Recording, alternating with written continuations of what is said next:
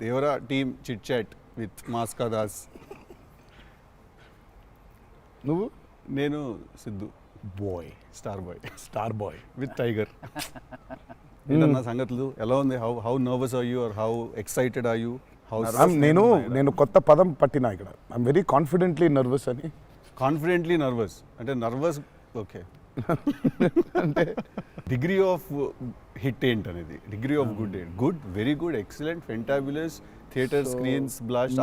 Maybe అట్లాంటిది అనుకోవాలి. అట్లాంటిది అవుద్దా? బికాజ్ నేను మీతోటి ఇప్పుడు అంటే సరే in front of camera, but పర్సనల్గా మీతో మాట్లాడినప్పుడు కూడా మీరు 2-3 times నాతో అన్నారు like people have no clue what's coming their way అని.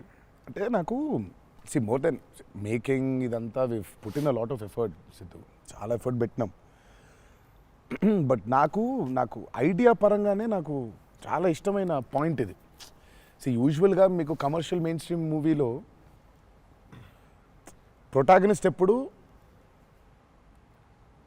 మనుషులకి లేదా వ్యక్తులకి కాన్ఫిడెన్స్ ఇవ్వడానికి వస్తాడు, ధైర్యం చెప్పడానికి వస్తాడు ప్రొటాగనిస్ట్ ఎప్పుడైనా. కమర్షియల్ మెయిన్ స్ట్రీమ్ మూవీలో చూస్తే డౌన్ ట్రాడన్ పీపుల్లో నుంచి కానీ అందులో నుంచి కానీ వచ్చి వాళ్ళకి కాన్ఫిడెన్స్ ఇచ్చి ముందుకు తీసుకెళ్తాడు, ధైర్యం ఇచ్చి. వాళ్ళకి ధైర్యం అవుతాడు బేసిక్గా. కరెక్ట్. బట్ ఇదేంటంటే బాగా ధైర్యం ఉండే వాళ్ళకి భయం అవుతున్నాడు. బాగా ధైర్యం మితిమీరిన స్థాయికి వెళ్ళిపోతే వాళ్ళలోంచి ఒకటి వచ్చి లేదరా ఇంత ధైర్యం మంచిది కాదు లైఫ్లో, ఒక లెవెల్ ఆఫ్ ఫియర్ ఉండాలి మనిషికి. ఫియర్ అంటే నేను రెస్పాన్సిబిలిటీ అనుకుంటాను నేను. కరెక్ట్. ఇంకో విధంగా ఇప్పుడు మనం రెడ్ లైట్ ఉంది, ఆగాలి, అదో రకమైన భయమే. కరెక్ట్. మనం స్కూల్కి వెళ్ళాలి, నేర్చుకోవాలి, లేదా ఎగ్జామ్ రాయాలి, అదో రకమైన భయమే అది. So basically every person should have healthy respect towards fear. Okay. So correct. నాకు ఆ పాయింట్ బాగా నచ్చింది సిద్ధు. నాకు ఐ రియలీ అంటే యూజువల్గా కమర్షియల్గా సినిమా చేసుకుంటూ పోతే మనం యాక్షన్ పెడతాము, బిల్డప్ షాట్లు, ఇవన్నీ ఇదంతా okay. But Shiva speciality of his movies is, తన మూవీస్లో మామూలుగా చూసుకుంటే చాలా మూవీస్లో కూడా ఒక మెసేజ్ ఉంటుంది. He is feels very responsible for the society. కానీ అది ఏమైపోతుందంటే ఒక్కోసారి it becomes very preachy. Correct. So ఆ ప్రీచీనెస్ అవ్వకుండా చేయడమే శివాజ్ స్పెషాలిటీ. రైట్. అందుకే I think he's excelled in always very subtle. అవును. మీ ఫిల్మ్స్లో హీరోయిజం ఇందులో అదే that was my question actually. ఇప్పుడు కొంచెం మీరు ఇంకొంచెం అగ్రెసివ్ అయ్యారు అనిపించింది సార్ ట్రైలర్ అది చూస్తే. అంటే ఎత్తుకున్న ఎమోషన్ అలాంటిది. Right. He need to be little, I won't say louder, అగ్రెసివ్గా ఉండాలి ఆబ్వియస్లీ. ఎమోషన్ ఫియర్ అంటున్నాం కాబట్టి. రైట్. భయం. సో నువ్వు ఇప్పుడు మిమ్మల్ని చూసి ఒకళ్ళు భయపడాలంటే ఏమవ్వాలి? నాకు కుదరదు నాన్న అంటే భయపడరు కదా. నాన్న అలా తప్పురా అంటే దానికి ఒక స్కేల్ ఉండాలి దానికి. కరెక్ట్. దానికి అది అందుకని ఇందులో అది లేదు. ఇక యాక్షన్ డ్రామా అని చెప్పాలి దేవరా అంటే. బేసికలీ మ్యాసివ్ టెస్టాస్టెరాన్ ఉండబోతుంది సినిమాలో బేసిక్గా. ఫైట్స్ లెవెల్లో, యాక్షన్ లెవెల్లో, and with your intensity of course. It is a very intense film, Sidhu. It's not one of those movies where it's, I mean, like it focuses. It's very intense. Right. It runs on that line. Right. That for me is అందుకే అంటున్నాను. So బాగా కాన్ఫిడెంట్గా ఉన్నాను, కానీ ఆ nervousness ఉంది. Because I really want this movie to work. Because there is so much which needs to be told ఇంకా about the movie. Right. So మేము ఎంతో కొంత చెప్పి ఆపుతున్నాము అంటే తప్పలేదు. ఇంకా మొత్తం తీసుకుంటూ పోతే దాదాపు 8 గంటలు 9 గంటల సినిమా వచ్చేది. ఓకే అన్న, హిందీ మీరే చెప్పేస్తారా డబ్బింగ్ దీనికి? హిందీ, కన్నడ మీరేనా? తమిళ్ బంద్ చేసేయండి, అయిపోయింది ఇంకా వేస్ట్. ఇంకా మేము అందరం ఏంది, ఇంకా కష్టం ఇది.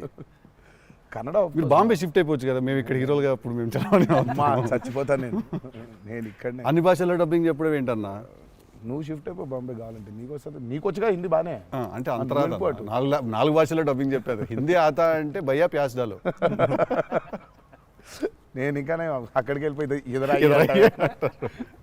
ఇదరా అయ్యే హిందీ అనుకున్నా. Professionally what is your biggest fear sir?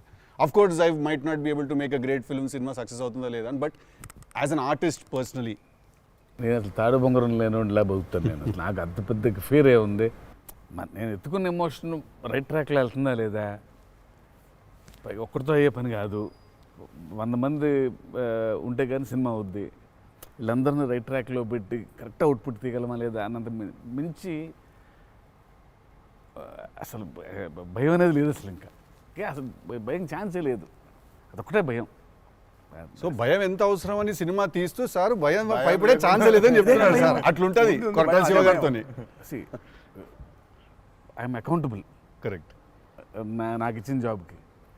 అసలు ఆ ఒక్క భయం ఉంటే ప్రపంచంలో ఇంకెవరికి భయం అవసరంలా. ఆ ఒక్క భయం అడుగుతుంది. కరెక్ట్. ఇంకెందుకు భయం? So accountability. యా అదే కదా భయం అంటే. అవును. ట్రూ. నీకు పని ఇచ్చారు, నువ్వు ఆ పని చేసావు భయంతో. అమ్మో ఇది అవ్వకపోతే ఏంటనే ఒక భయం ఉంది. ప్రపంచం అంతా ప్రశాంతంగా ఉంటుంది ఎవరి పని చేస్తే. పక్కనోటి పనుల్లో చేయి దూర్చి ఆయన ఇబ్బంది పెట్టి ఇది పెట్టి మనం చేయక ఇంతకు మించింది ఏముంది? ఎవరి పని చేస్తే అసలు భయం ఉన్నట్టే మనకు ప్రపంచంలో అంతా. ప్రపంచం అంతా అంతేగా. నీ భయం ఏంటి? నా భయం అన్న ఇంటర్వ్యూ అనుకున్నంత గ్రేట్గా రాదేమో అని భయపడుతున్నాను. విశ్వక్ చాలా కాన్ఫిడెంట్గా ఉన్నాడు. అంటే వాడు హోంవర్క్ చేసాడు. క్వశ్చన్ అడిగిన అదిరిపోయింది. వాడు హోంవర్క్ చేసి వచ్చాడు. వాడు క్వశ్చన్స్ రాసుకుని నేను రాసిన 2-3 ఓకే రైట్ అనుకున్నా. కానీ నాజే ఫ్యాన్ తెలుసుకోవాలని ఉంటుంది కదా, నిన్నేం భయపెడుతుంది. నాకైతే నేను ఆన్సర్ అయితే నాకేం లేదన్న చెప్తే నీకేం భయం? నాకేం లేదన్న. నీకు లేదు భయం? అట్లుండాలి. అట్లుంటుంది. హెల్త్ అన్న, హెల్త్ గురించి భయపడతా అంతే.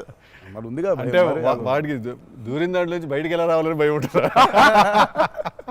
భయం లేదు ఎవరికి లేదు ప్రపంచంలో. ఇతరులకు కూడా భయం ఉంటుంది. అంటే scariest thing for me is health అన్న. వేరే వాళ్ళు ఎవరన్నా కొంచెం సిక్కున్నా కూడా నాకు పాపం భయం అవుతుంటుంది. అది అన్నిటికంటే ముందు జాగ్రత్త. అది ఉంటే ఎట్లన్నా పోరాడొచ్చు అనిపిస్తుంది. సో హెల్త్ గురించి భయం అవుతుంది. That is answer.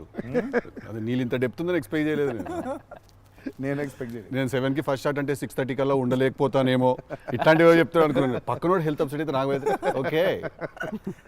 No matter what ఇదైతే నేను చేయ కెమెరా ముందు అనేది ఏమన్నా ఉందా అన్న నీకు? నేనా? ఇదైతే వెరీ వెరీ వెరీ ఇంపార్టెంట్. ఏదైనా నాకు రీజనింగ్ ఉండాలి. రీజనింగ్ ఉంటే ఏదైనా చేయడానికి రెడీ నేను, దేనికైనా. ఇది మాత్రం అందరు యాంకర్లు అడిగినట్టు రొటీన్ అడగాల్సి వస్తుంది కానీ అడుగుతున్నా. ఎట్లుందన్న రొమాన్స్ చేస్తున్నప్పుడు దేవరాల? ఎట్లుంటుంది? ఆయన అడగాలి. రొమాన్స్ రాసినప్పుడు ఎట్లుంటుంది? ఆయన నేనైనా చూసేటోళ్ళం అన్న, చేసింది మీరు కదా, ఎట్లుండే అన్నట్టుగా బాగా అడుగుతున్నాడు అని అడిగాడు. గలీజ్గా అడిగింది. కాదు కాదు రొమాన్స్ ఎట్లుంటుంది చేసినప్పుడు ఎట్లుంటుంది అంటే, Do you have fear while doing intimate scenes? అట్లా ఇంటిమేట్ సీన్స్ ఏం లేవు కానీ పియర్ బండికి. బట్ దేవరా చూడడానికి మంచిగా ఉండే, చూడడానికి మంచిగా ఉండే మాకు. ఏది పాటలు? అవును, పాటలున్నా చూపించారు. సినిమాకి రావాలి మీరిని చూడాలంటే. సో అదో కొత్త రకమైన రొమాన్స్ రాశాడు ఈయన. మీరు అనుకుంటున్నట్టు రొమాన్స్ ఉండదు కానీ ఆ లోకంలో ఆ లెవెల్ రొమాన్స్ ఉండదు అంటారు. Correct correct. ఈ లెవెల్ రొమాన్స్ ఉండదు కానీ కొంచెం ఆ లెవెల్ రొమాన్స్ కూడా ఉండదు కానీ మా లెవెల్లో రొమాన్స్ ఉంటుంది. ఏదో ఏమో చేస్తావేమో ఫ్యూచర్లో అని. So it's nice, it will be good. Janhvi is phenomenal in the movie. చాలా చాలా ఐ మీన్ మేమైతే షాక్ అయిపోయాం. ఓ రోజు మన అమ్మాయికి ఎట్లా వచ్చిందో తెలియదు కానీ ఒక 2 పేజీల డైలాగ్ రాసిండి నా అమ్మాయికి. సీన్ కూడా మొత్తం అమ్మాయిదే డైలాగ్ పోర్షన్ ఎక్కువ. వచ్చి అలా టపటపటపట చెప్పేసింది. నేను ఒక్క సెకండ్ అయిపోయి శివ కూడా షాక్ అయ్యాడు. ఈ అమ్మాయి ఏంటి ఇంత ఫాస్ట్గా చెప్పేసింది ఇలా అని. సరే ఎందుకని మంచిది ఓకే అనుకుంటే ఒకసారి చెక్ చేసుకుందామంటే నేను వెనకాల నుంచి ఇలా అంటున్నాను, అద్దిరిపోయింది శివ ఓకే అనే అని. ఫ్లోలో వెళ్ళిపోయింది మొత్తం. ఎక్స్ప్రెషన్స్, ఆ మధ్యలో పాజులు, మధ్యలో యాక్టివిటీస్ చేసుకుంటూ టక్కన లాంగ్వేజ్ ఇంకా గ్రిప్ దొరకని యాక్టర్కి అన్ని ఆ యాక్టివిటీస్తో చేయటం, ఆయనతో ఉండటం, ఆ పాజులు ఉండటం, ఆయన రియాక్షన్ మళ్ళీ పసిగట్టి మళ్ళీ మాట్లాడటం ఇంత కష్టం కదా. అర్థమైంది. Homework done. That I think she'll become very big. She's got that phenomenal talent. మరి obviously శ్రీదేవి గారి డాటర్ కదా, ఆర్క్ ఉండకుండా ఉండదు కదా. So she is phenomenal. పాపం చాలా she is put in a lot of effort, especially for that Daavudi song. పాపం she was hospitalised for about 4 or 5 days before. Discharge అయ్యి పాపం వెంటనే ఒక 2 days రిహర్సల్స్ చేసి వెంటనే she was very weak. But అయినా చేసి నేను ఆ సాంగ్లో అనుకుంటుండే అన్న, తీసుకుంది ఛాలెంజ్ పక్కన చేసింది మ్యాచ్ చేయనికే. కానీ మ్యాచ్ చేయనికే వెరీ గుడ్ జాబ్. వచ్చి 97, 96 మార్క్ దాకా వచ్చిండే ఒక్కొక్క దగ్గర. లేదు చాలా బాగా చేసింది. Definitely Janhvi will be very good addition for Devara. And it's a very big love story which he wrote. So obviously మీకు పార్ట్ 1లో కొంత కనపడుతుంది. కరెక్ట్. దాని టోటాలిటీ ఇంకో వేరే టర్న్ అనేది దాని అది మొత్తం ఇంకా పార్ట్ 2లో it's a very different thing all together. Sir మిమ్మల్ని అందరికంటే ఎక్కువ ఇబ్బంది పెట్టిన సీక్వెన్స్ ఏది సార్? నాకు తెలిసి ప్రతి సినిమాలో ఒక సీన్ రిటేట్ చేస్తుంది సార్.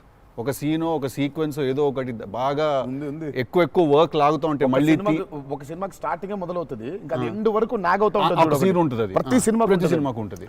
మాకట్లా మా ఆయుధ పూజ ఒక సీన్ ఉంటుంది. ఒక ఆయుధ మాకు ఆయుధ పూజ సాంగ్ ఉంది అట్లా సెటప్ అది సెటప్ ఇన్ ద ఫిల్మ్ చాలా కీ ఎపిసోడ్ అది. దాన్ని ఫస్ట్ షెడ్యూల్లో ప్లాన్ చేస్తే దాంతో గుమ్మడికాయ కొట్టాం. దాంతో గుమ్మడికాయ కొట్టాం. అబ్బా లాస్ట్ షాట్ దాంతో ఫిలిం సిటీలో వేసాం సెటప్ అది. వర్షాలు పడిపోయాయి, అందులో సీన్ ఉంది, సీన్ ఉంది, ఒక ఫైట్ ఉంది, సాంగ్ ఉంది. అది అక్కడ మొదలైతే ఇప్పుడు ఎండ్ అయింది. పైగా అందరూ కాంబినేషన్లు రకరకాల. అంటే సార్ ఇది లాజిస్టికలీ చెప్తున్నారు, నేను అంటే క్రియేటివ్గా బాగా సరిపోలేదు, మళ్ళీ రాయాలి, మళ్ళీ తీయాలి, మళ్ళీ రాయాలని అలా ఏదైనా ఇరిటేట్ చేసిందా మిమ్మల్ని? ఒక సీన్ ఆర్ ఒక సీక్వెన్స్ ఆర్ ఒక కుడ్ బి ఎనీథింగ్ అంతే? అంత ఇబ్బంది పడింది కానీ షూట్ అప్పుడే కొంచెం టైర్డ్ అయింది. వాటర్ సీక్వెన్సెస్ అప్పుడు నా షాట్ బాగుండాలి, వాళ్ళ కంఫర్ట్ చూడాలి, వాటరు అనీవెన్గా ఉంటాయి, వేవ్స్, అందరు పోస్చర్స్ బాగుండాలి, సేఫ్టీ షాట్ పర్ఫెక్ట్గా రావాలి. పదే తీలేం కదా అది. సో లక్కీ బోట్లు ఆ బోట్లు ఉంటాయి కదా కాదా సాబు గారు చూడండి. ద గ్రేటెస్ట్ ఇస్ అసలు why did you win so many national awards? ఎందుకంటే ఆయన బోట్లు ఏదైతే తయారు చేసిండో దేవరకి, అంటే మేము స్టూడియోలో ఒక 200 feet by 150 feet water tank వేసినాం. ఇట్స్ అబౌట్ 5.5 feet డెప్త్ పెట్టి బోట్లు ట్రావెల్ అవ్వడానికి, మేజర్ యాక్షన్స్ తీయడానికి అంతా. ఆయన ద బోట్స్ హీ మేడ్ నిజంగా సముద్రం తీసుకొని వెళ్ళిపోవచ్చు. Okay. So the original functional pure functional boats. So ఆయన చేసిన బోట్స్తో వీళ్ళని ఎక్కించాం. ఓకే. ఇప్పుడు ఒక 4 బోట్లు కావాలి. సో వీళ్ళందరూ వెళ్ళడానికి మనం ఏమనుకుంటాం, బోట్లు అంటే ఇప్పుడు తెప్పిస్తారు, ఎక్కిస్తాం అనుకుంటాం కదా. సార్ తెప్పిస్తారు లేవు, మనం చేసేయటం అన్నాడు. సార్ బోటు చేయటం ఏంటి సార్ అసలు? అది వేరే మెకానిజం కదా అంటే, అవును మెకానిజమే, బట్ ఫిజిక్స్ తెలుసు నాకు, సేమ్ మెకానిజం చేస్తాం అని చెప్పి బోట్లు తయారు చేశారు. వాటర్లో పోవాలా కానీ వాటర్ లోపలికి రావద్దు, అదే మెకానిజం. ఇప్పుడు మనకు కార్ కావాలంటే కార్ తయారు చేయరు కదా, కార్ తీసుకొస్తాను షూటింగ్కి, బట్ ఆయన కార్ తయారు చేసేస్తారు. ఆ షాక్ కదా అది. Which is very friendly to shoot, friendly to act for actors. RRRలో ఒక ట్రామ్ ఉండింది. అవును. అదేమనుకున్నారు, అంబాసిడర్ కార్ అది. అంబాసిడర్ కారు లోపల స్టీరింగ్ వీల్ పెట్టి చుట్టూ కట్టేసిన డబ్బా ఆయన. సో ఆ ట్రామ్ ముందుకు వెనకపోతుంటే మధ్యలో ఒక స్టీరింగ్ తిప్పుతున్నాడు. That's an Ambassador car. Full కాన్ఫిడెంట్గా ఉంటారు ఆయన. ఓయా. సార్ ఒక కార్ కావాలంటే జనరల్గా ఒక కార్ తీసుకొస్తాం ఎవరైనా వాళ్ళని అడిగి. బోట్ ఇమాజిన్ ఆన్సర్ సార్, బోట్లో చేసేద్దామంటే వీళ్ళని ఎక్కించడానికి చేసాం. ఓకే సరే, మన సముద్రం మన కంట్రోల్ అంటే సపోజ్ ఈ ఫ్లోర్ అంతా సముద్రం మనం క్రియేట్ చేసుకున్నాం, వెళ్తున్నారు. షూటింగ్కి వెళ్ళాం గోవా వెళ్తే అక్కడ రంగుల బోట్లు, నా కలర్ బోట్లు కాదు అవి, నా ఓల్డ్ కొంచెం ఎర్తీ టోన్స్ బ్రౌన్ కలర్ బోట్స్, అలాంటి బోట్లు కావాలి మనకి. అక్కడ అన్ని రంగులు కొత్త పైగా మోడర్న్ బోట్స్, ఫైబర్తో చేసిన బోట్స్, వుడెన్ బోట్స్ కాదు అవి. ఏంటంటే లేదు నేను మన బోట్ తీసుకొచ్చాం అన్నారు.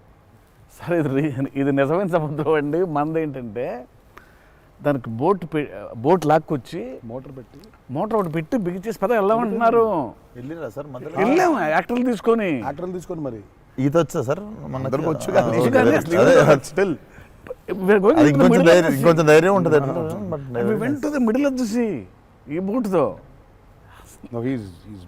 అసలు probably as and one of the biggest assets for Devara. 3 cinema వచ్చినప్పుడు బ్యాక్గ్రౌండ్ స్కోర్ పెట్టుకొని ఫుల్ ఇంటుండే ఆ టైంలో Anirudh. And I was waiting, మీరు అనిరుద్ నేను పూజ అయినప్పుడు కూడా ఫుల్ హ్యాపీ అయిన ఉండే అరవింద్ సమేతకి. ఓకే ఫైనల్లీ మా విజువల్ మా స్పీకర్ 2 కలిసినాయి అనుకుంటుండే. But definitely when Anirudh came on board for this film, I was the first person.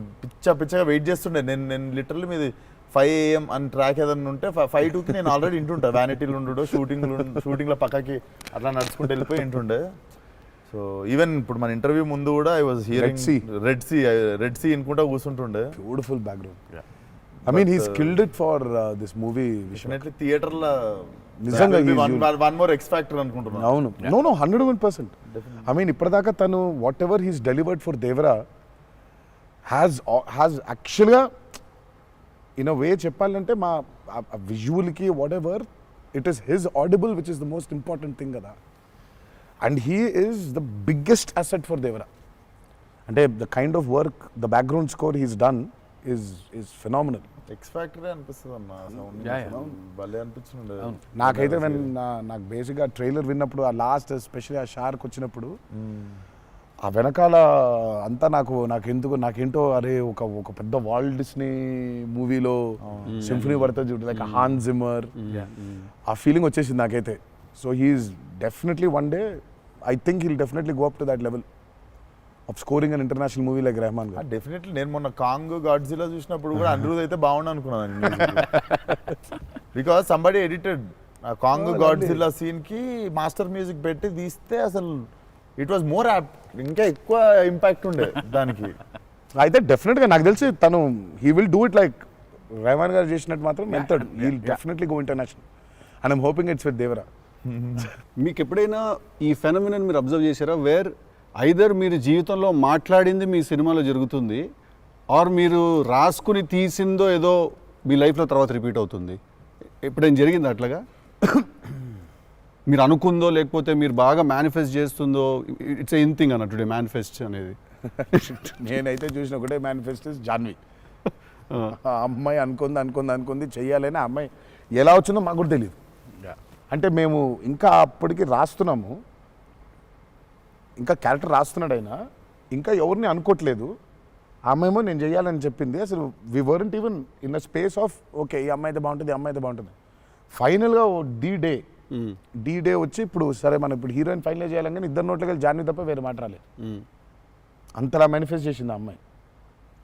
కానీ నువ్వు ఇందాక చెప్పింది నువ్వే నాకు అర్థం అవట్లేదు.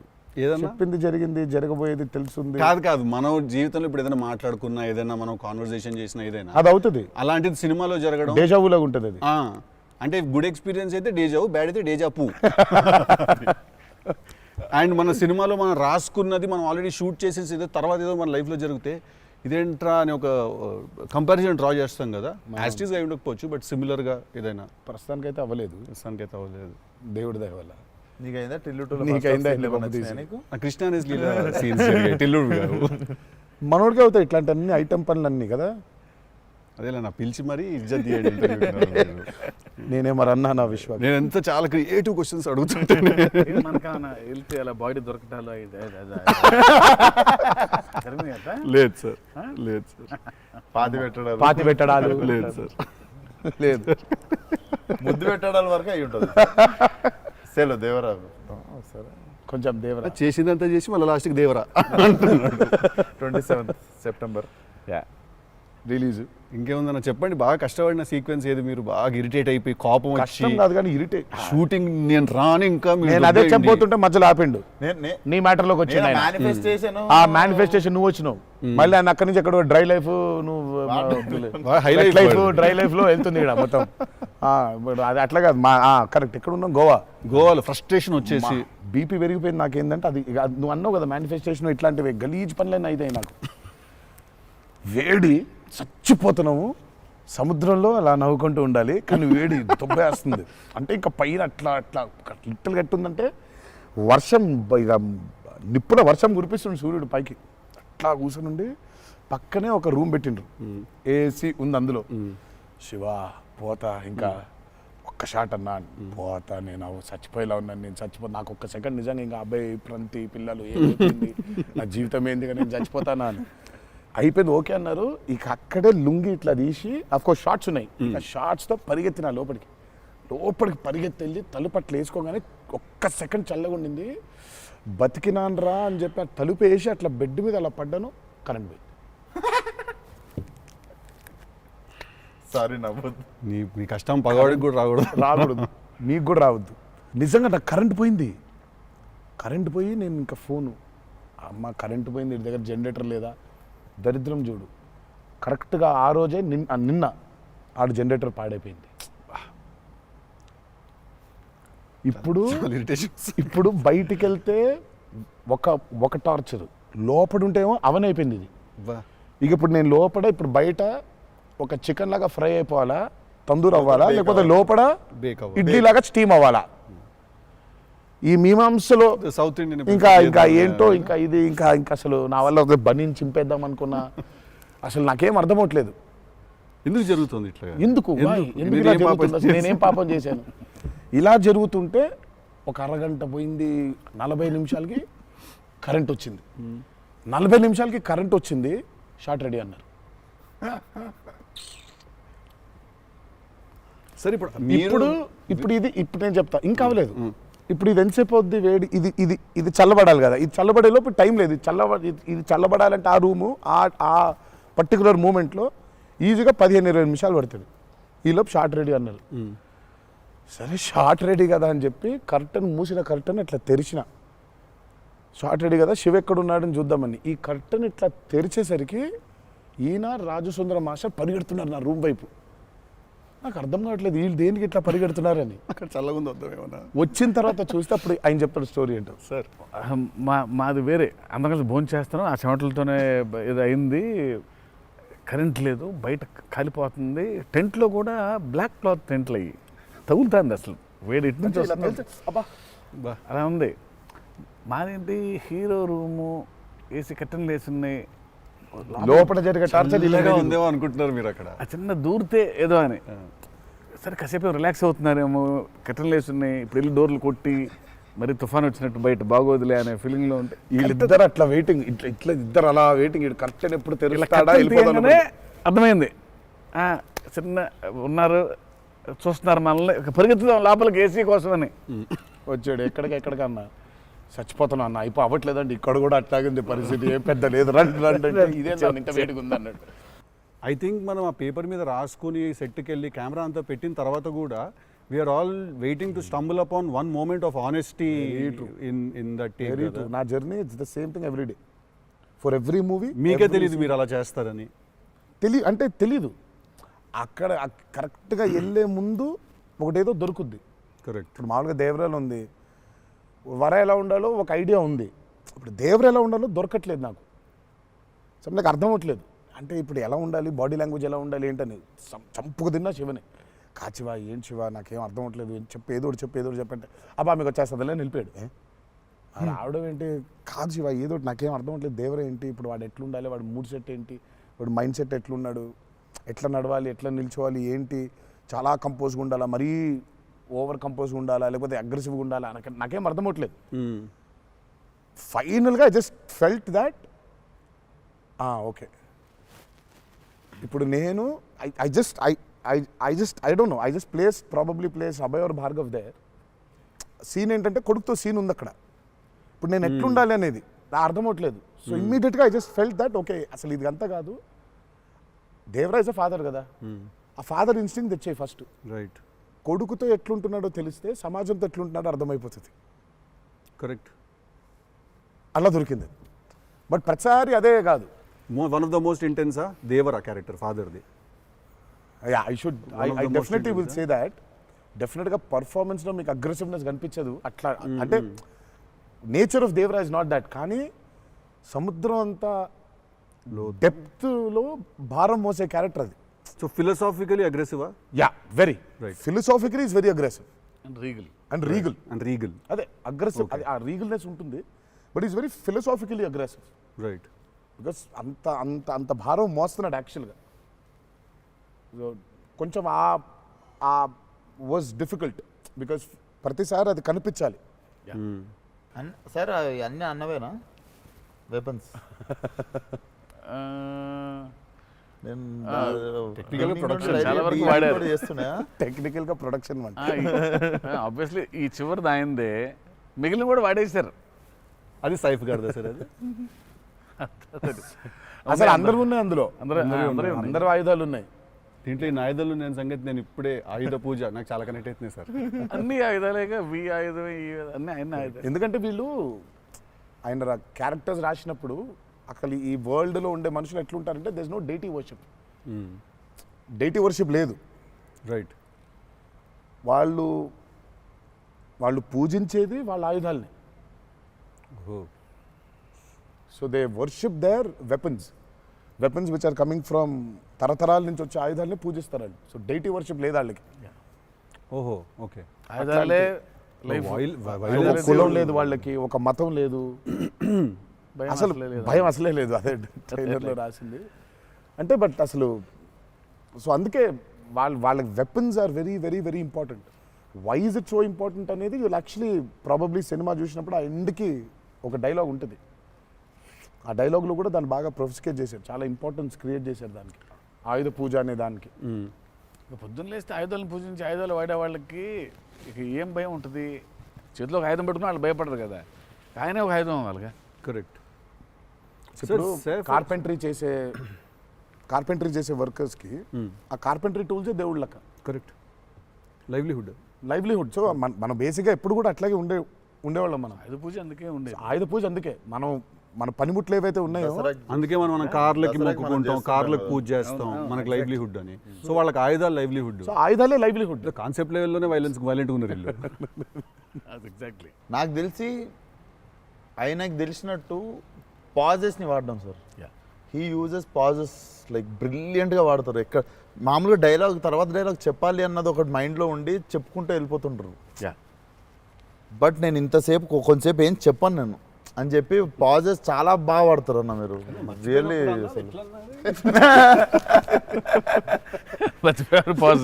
మర్చిపోయిన వెంటనే అది వేరే యాక్టర్. ఆర్టిస్టిక్ పాజ్ ఇచ్చి అలా పక్కకు ఒకసారి చూసి చెప్పరా ఏడి అది వేరే ప్రాంప్టింగ్ కోసం వేరే మళ్ళీ కట్ అంటే మొదటి నుంచి చెప్పాలి. మర్చిపోవడం అనే డైలాగు నువ్వు నాకు తెలిసి అడగొచ్చు ఎక్కడన్నా కానీ అక్కడ 3 పేజీలు 4 పేజీలు మరి చేసే కామెడీ కూడా చేయనీడంటండి. ఫన్ కావాలన్నారు ఇంటర్వ్యూలో, నేనేదో ఫన్ చేస్తున్నాను. మాస్కా దాస్ అక్కడ నచ్చట్లేదు అన్న. మన ఇద్దరు ఫ్రెండ్షిప్ జెలసీ వస్తుంది. ఆ రోజు కూడా గుర్తుందా? మా ఇద్దరు ఫ్రెండ్షిప్ మీద జెలసీ ఉంది. ఓ రోజు ఇద్దరం కలిసాం. టిల్లు మనోడిది టిల్లు 2కి pre release I mean Success success ఫంక్షన్కి వెళ్తున్నాను, పిలవడానికి వచ్చాడు, ఉన్నాడు అక్కడ, మాట్లాడుతున్నాను. మాట్లాడిన తర్వాత విశ్వక్ గుర్తొచ్చాడు. విశ్వక్ ఫోన్ కొట్టా. విశ్వక్ ఎక్కడున్నావు అంటే, అన్న ఇక ఈయనే ఉన్నా ఆఫీస్లో. అంటే మీరు ఎక్కడున్నారు? నేను ఆఫీస్లో ఉన్నా. సిద్ధు ఉన్నాడు ఇక్కడ అంటే, నాకంటే ముందు ఆయన్ని పిలిచినవులే అన్నా నువ్వు అంటా. నేను పిలవడమే చిచ్చి. మనం బాగా ఉక్రోషం, జెలసీ. అందుకే ఇప్పుడు జెలసీ ప్రదర్శిస్తున్నాడంట. కామెడీ కూడా చేయనివ్వట్లేదు. నా బ్రాండ్ ని డౌన్ చేయడానికి ట్రై చేస్తున్నాడు సార్. నేను ఆయన పాజుల గురించి బ్రహ్మాండంగా మాట్లాడుతున్న డైలాగ్ మర్చిపోయినావా అంటే, ఆయన జాపనీసే మర్చిపోలేదు. అమ్మా